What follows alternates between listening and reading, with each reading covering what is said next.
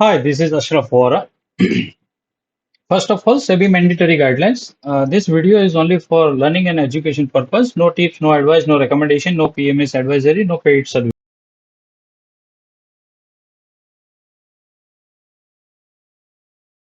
This is Nifty chart और हम लोग जो रिव्यू करेंगे फॉर नेक्स्ट वीक के लिए ये हम लोग ने लास्ट वीक की जो रिव्यू रिव्यू किया था कि भाई मार्केट हमें यही रेंज में रहेगा और ज़्यादा कुछ पैनिक नहीं करेगा। तो हमने जो लास्ट टाइम जो हम लोग शायद यहीं पे थे और हम लोग ने जो जर्नी अभी तक यूज किया है वो यही है। तो मेरा जो एनालिसिस था कि हम लोग का जो वीक रहेगा वो इसी रेंज में रहेगा और इससे ज्यादा कुछ नहीं होगा। तो ये दो फेज में मार्केट हमने लास्ट ये वीक में हमने देखा है और ये मार्केट उसी डायरेक्शन में है कि 19,252 ये जो इसका सपोर्ट जोन लास्ट 3 टाइम उसने यहाँ पे सपोर्ट लिया है और उसका हम लोग ने हर बार एक बाउंस देखा है।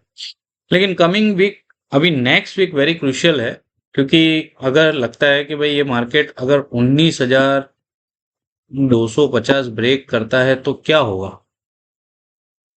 होगा कुछ नहीं, ये प्रॉब्लम ये होगा अभी क्योंकि हम लोग ने जो लास्ट 3 टाइम्स हम लोग ने जो सपोर्ट लिया है 1, 2 और 3, अगर अब की बार मार्केट यहाँ से बाउंस होकर यहाँ होके और या पॉसिबल है यहाँ से एक और जंप मारे और जो गलती से उसने ये जो डीप लिया तो हमारे को ये जोन दिख सकता है अगर 19,250 ब्रेक किया तो। क्योंकि अभी ऐसा है कि ऑलरेडी 1, 2 और 3 टाइम्स उसने सपोर्ट ले लिया है। तो जब उसने ऑलरेडी 1, 2 और 3 टाइम्स अगर जब सपोर्ट ले लेता है तो फोर्थ टाइम अगर उसने ये फेलियर हुआ अपसाइड ब्रेक करने के लिए और डाउनसाइड लेग करेगा तो निफ्टी पॉसिबल है कि ये 19,080 से लेकर 18,870 के जोन में जाएगा क्योंकि हमारे पास जो निफ्टी का जो ट्रेंड लाइन सपोर्ट है वो दो ही ट्रेंड लाइन सपोर्ट है और जो ऊपर से आ रहा है। अब ये स्ट्रक्चर अगर हमारा विंडो अपसाइड ऊपर नहीं होता है, अगर इसके अबव नहीं होता है, हमें जो क्रॉस आउट चाहिए 19,500, 19,550, 19,630, अगर ये ब्रेकआउट नहीं होता है और अगर ये फेलियर होता है और लोअर जोन में जाना पड़ता है अगर 19,250 के लिए तो हमें इसके लिए रेडी रहना पड़ेगा 18,880 से लेकर 19,020 तक ये जोन हमारा ओपन होगा। ये और एक एजम्पशन है फॉर कमिंग वीक्स क्योंकि हमारे को जो ब्रेकआउट चाहिए वो ब्रेकआउट आता नहीं है, ना ग्लोबल सपोर्ट कर रहा है ना इंडियन मार्केट को ऐसा ट्रिगर कर रहा है कि हमारे लिए अपसाइड के डोर ओपन हो। क्योंकि हमें जो भी कुछ होता है अगर हमारा मार्केट ट्रेड होता है तो डेली में यही होता है, इंट्राडे बाउंस होता है, स्विंग होके लोअर सेलिंग में वापस चला जाता है और हर बाउंस रिजेक्शन होता है, हर बाउंस रिजेक्शन होता है। तो इसका मतलब ये है कि मार्केट को स्ट्रॉन्ग सपोर्ट चाहिए। अगर 19,428 जो हमारा गेन सपोर्ट है रेजिस्टेंस है और 19,567 19,567 अगर ये दो जोन क्रॉस आउट होते हैं और विंडो ओपन होती है तो हमें एक क्लियर ट्रेंड मिलेगा कि हम एक अपमूव के लिए जो जा रहे हैं, जो मैंने लास्ट टाइम बताया था। जैसे एक ये रेंज रहेगी और एक ये रेंज रहेगी, ये दो रेंज ओपन हो सकती है लेकिन उससे लिए ये हमारे को ब्रेकआउट जोन चाहिए। अगर ये ब्रेकआउट जोन मिलता है तो हम कॉन्फिडेंस के साथ नेक्स्ट वीक के अंदर ये हायर लेवल के लिए हम लोग जाएंगे।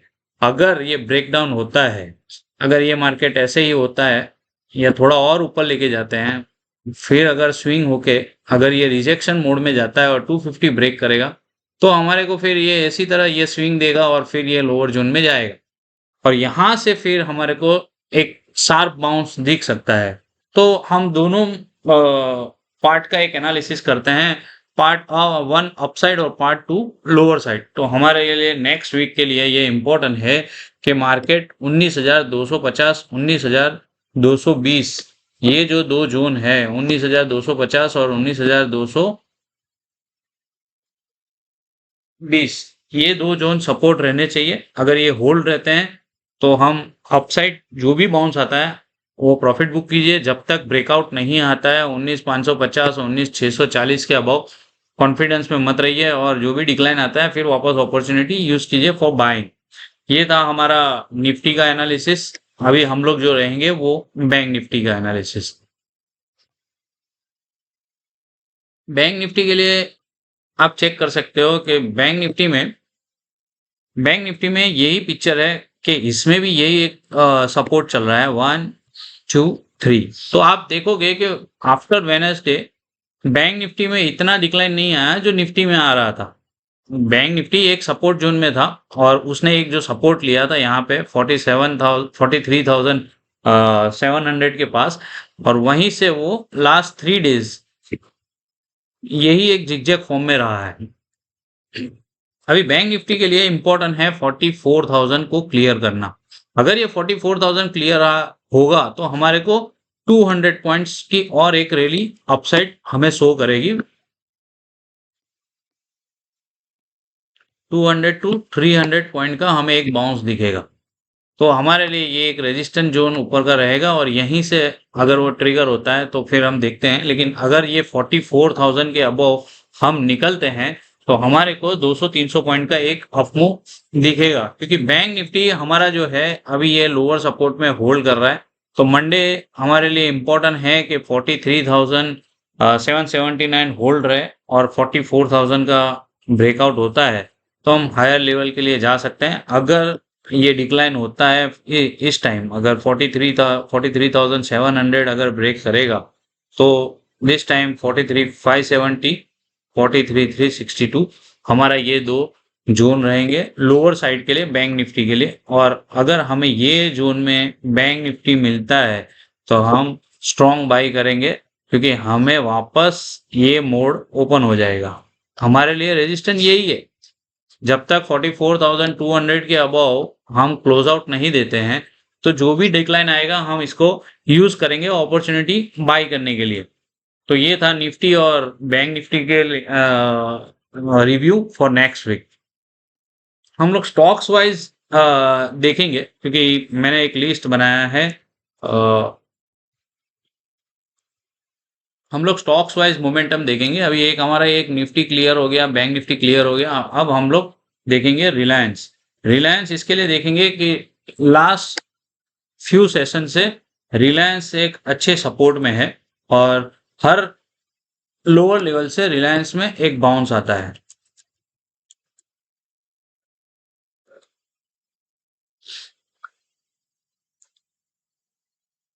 अब रिलायंस के अंदर मैं इसमें रफली रिव्यू दूंगा, बैंक निफ्टी के जैसा और निफ्टी के जैसा इतना डीप में इसका हम नहीं रिव्यू करेंगे, सिर्फ उसके सपोर्ट रेजिस्टेंस को ही डिस्कस करेंगे।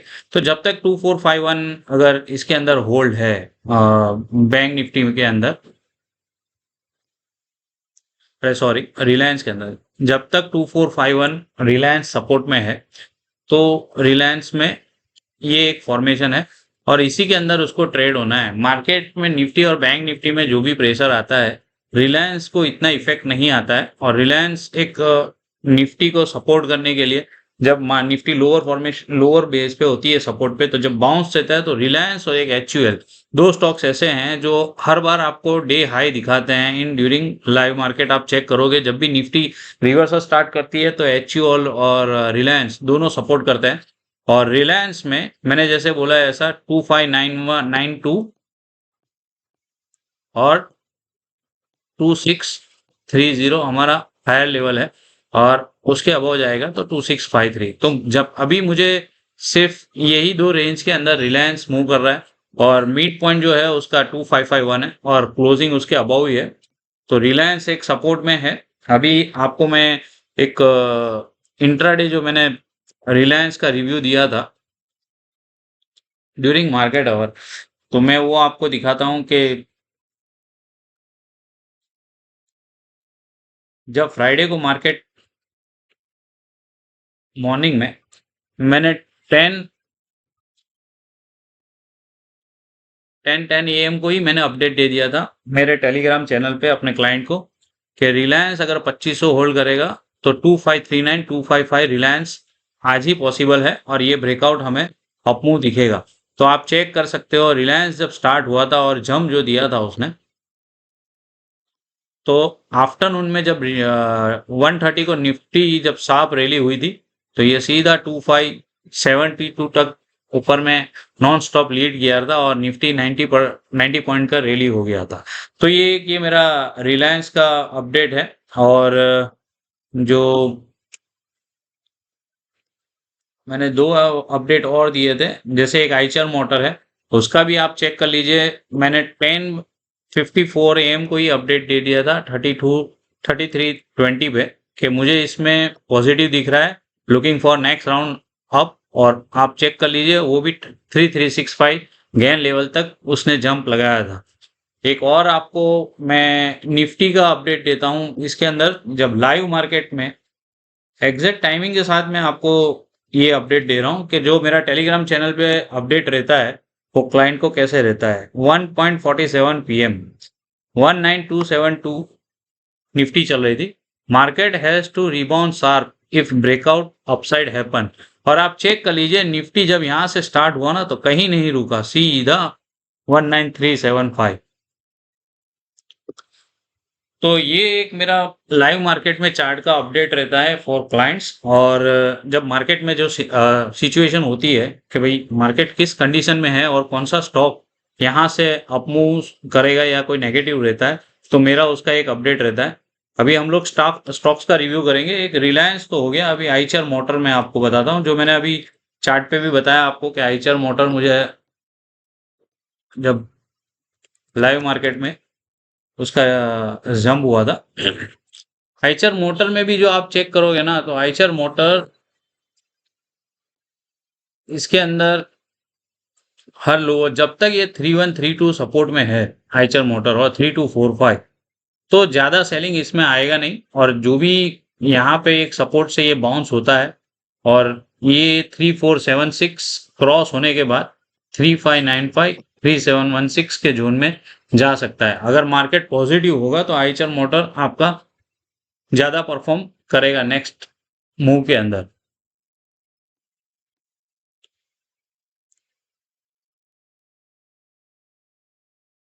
एसीसी है। एसीसी मैंने अपने मैसेजेस में बता दिया था कि 1889 के पास इसको ले लीजिए, क्योंकि ये जो फॉल आया था वो सिर्फ सपोर्ट लेने आया था, क्योंकि ये ब्रेकआउट पॉइंट था। तो ये जो ब्रेकआउट है, ये इसका ब्रेकआउट पॉइंट था। सॉरी, एसीसी एसीसी का ये ब्रेकआउट पॉइंट था। और आप चेक कर लीजिए, हमारा जो गेन लेवल है वो वहीं पे था और हमने यही सिग्नल दे दिया था कि यहाँ पे आप इसको लॉन्ग कर लीजिए, क्योंकि एक एंट्री हमारी यहाँ पे 1800 पे थी और उसके बाद ये एक अपमूव हुआ था जो 2051 गेन लेवल पे उसने रेजिस्टेंस लिया। उसके बाद ये एक डिक्लाइन है। अब ये सपोर्ट के पास आया है और यहाँ पे 1874 होल्ड करके इसने बाउंस दिया है। और फ्राइडे को इंट्राडे उसने 1957 तक उसने रैली किया था। तो एसीसी अच्छा लगता है, अगर डिक्लाइन आता है तो ये रीबाउंस हो सकता है। अभी नेक्स्ट स्टॉक्स हमारा रिव्यू में ग्लेनमार्क। एक व्हाट्सएप पे मुझे मैसेज आया था कि सर ग्लेनमार्क के लिए जरा अपडेट दीजिए, तो उनके लिए ये ग्लेनमार्क है। ग्लेनमार्क के अंदर जो रिव्यू है वो यही है, 840 860 इसका रेजिस्टेंस जोन है और यहाँ पे ना डबल टॉप बना है।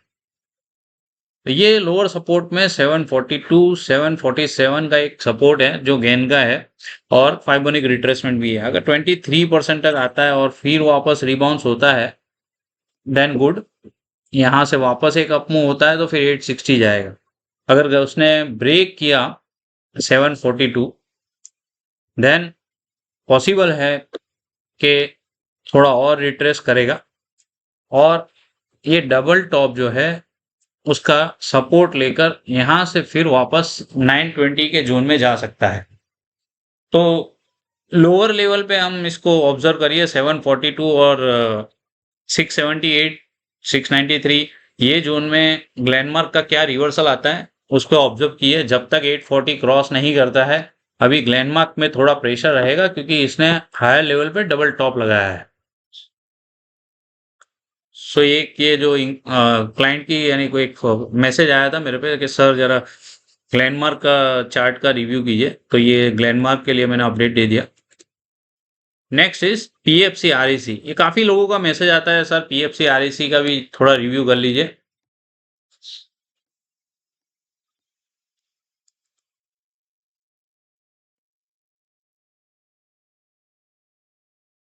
देखिए पीएफसी आरईसी में यही है, पीएफसी है सॉरी, ये अभी इसके अंदर 246 जब तक ब्रेक नहीं करता है ना तब तक ये अभी भी स्ट्रॉन्ग जोन में है। 246 ब्रेक किया तो ये करेक्शन मोड में जा सकता है जब 23% ब्रेक करेगा तो 226 210 तक आ सकता है। ऊपर में 277 क्रॉस होना बहुत जरूरी है। जब 277 क्रॉस होगा तभी ये नेक्स्ट डायरेक्शन स्टार्ट करेगा 296 और 331, या अभी ये हो सकता है कि यही रेंज के अंदर 276 से 246 की रेंज में कॉन्सोलेट कर सकता है। अब इसके बाद अगर 246 होल्ड रहा तो 296 331 होगा, 246 ब्रेक करेगा तो 226 210 है। तो हमारे लिए पीएफसी के लिए मेजर की लेवल है 246। ये ब्रेक करेगा तो हम लोग समझ लेंगे कि पीएफसी में रिट्रेसमेंट स्टार्ट होगा। ये पीएफसी हो गया। अभी आरईसी आपके लिए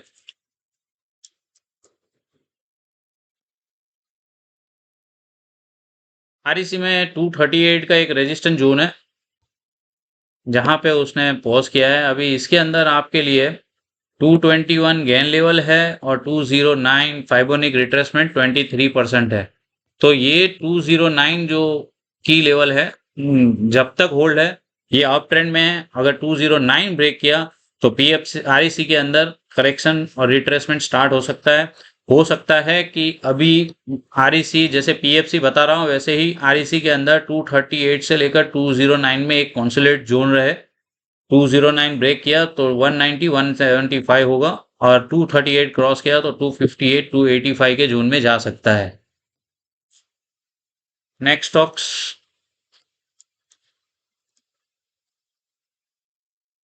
बैंक ऑफ इंडिया, ये हमारी पिक है बैंक ऑफ इंडिया। ये हम लोग ने इसको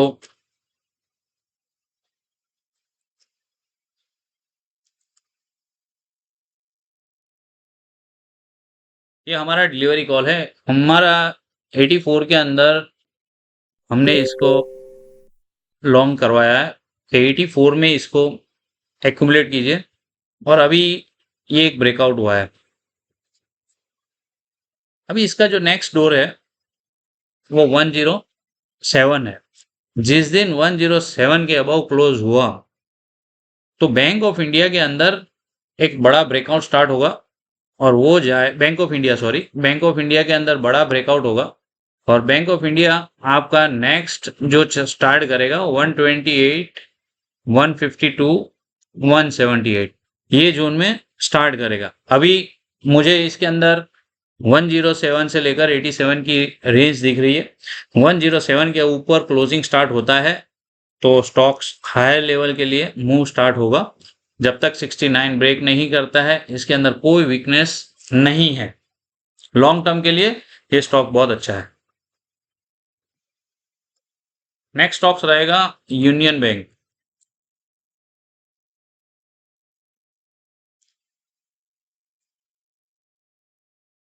ये भी हमारा एक पीक है और ऑलरेडी हमने इसको ऐड यहाँ पे लोअर लेवल पे करवा लिया था।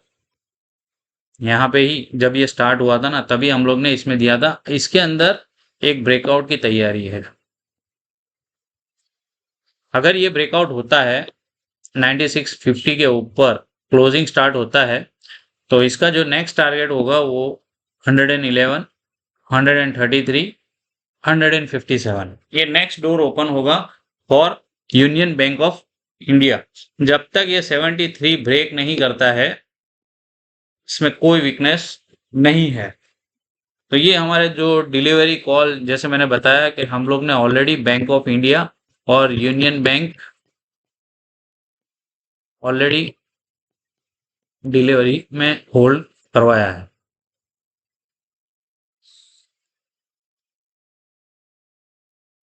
Next is hemisphere property.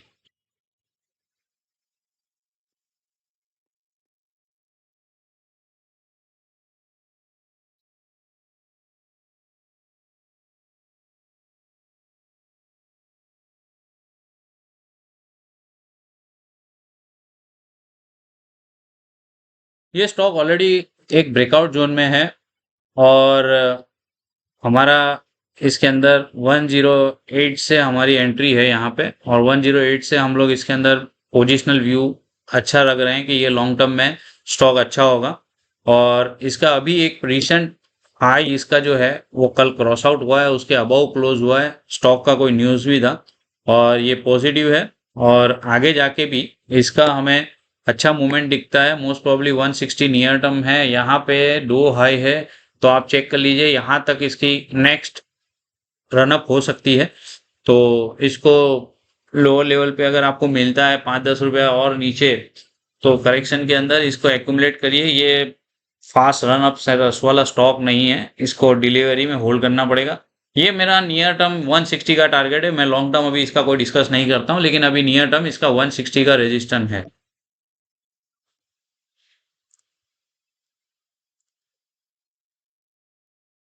Next is Ramco cement.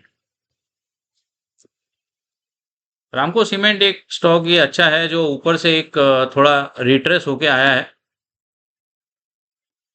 Correction हुआ है इसके अंदर, और आप चेक कर सकते हो इसके अंदर एग्जैक्टली 975 इसका गेन लेवल था और यहीं पे इसका एक रेजिस्टेंस जोन बना है और अभी 854 के नीचे है। जब 855 क्रॉस होगा तो ये इसके अंदर अच्छी मूवमेंट आएगी। ये आपको फिर अगर क्रॉस आउट होता है 854 तो आपको ये ब्रेकआउट शो करेगा और ब्रेकआउट होने के बाद ये वापस एक अपमूव के लिए वापस स्टार्ट हो सकता है। इसका अभी लोअर सपोर्ट जो बता सकते हैं हम लोग वो 797 है, और यहाँ पे भी आपको हायर लेवल पे यहाँ पे एक सपोर्ट मिलेगा, सॉरी, यहाँ पे एक आपको सपोर्ट मिलेगा और गेन लेवल भी वही है। तो 797 तक अगर जो भी डिक्लाइन मिलता है तो या 804, तो this stock will be good और ये वापस हमें अपसाइड के लिए वापस पॉसिबल है कि वो मूव करेगा और 975 1039 भी जा सकता है, 1104 भी जा सकता है। तो this is the part of one retracement, और ये स्टॉक जो रैली हुआ है उसका एक ये रिट्रेसमेंट जोन है और यहाँ से ये वापस एक पुल बैक हो सकता है। तो ये रामको सीमेंट का मुझे एक अपडेट देना था। तो ये हुआ रामको सीमेंट।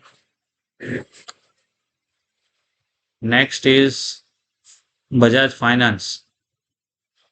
इसका भी एक क्वेरी आया था कल मेरे पास कि सर बजाज फाइनेंस का रिव्यू कीजिए।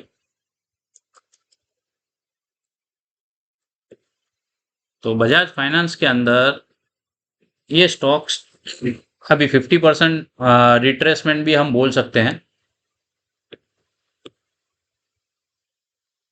हम लोग इसका अगर हम रिट्रेसमेंट लेंगे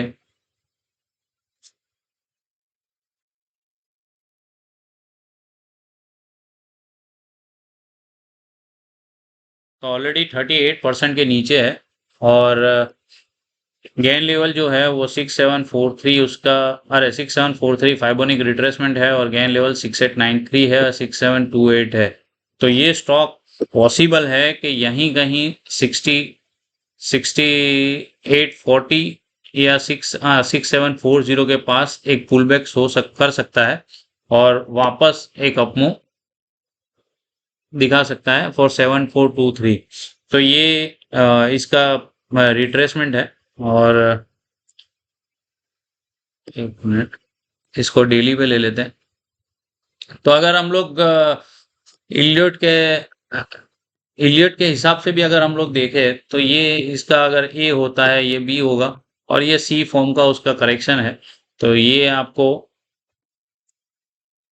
ये आपका ए हो गया, बी हो गया और ये सी का इसका करेक्शन है।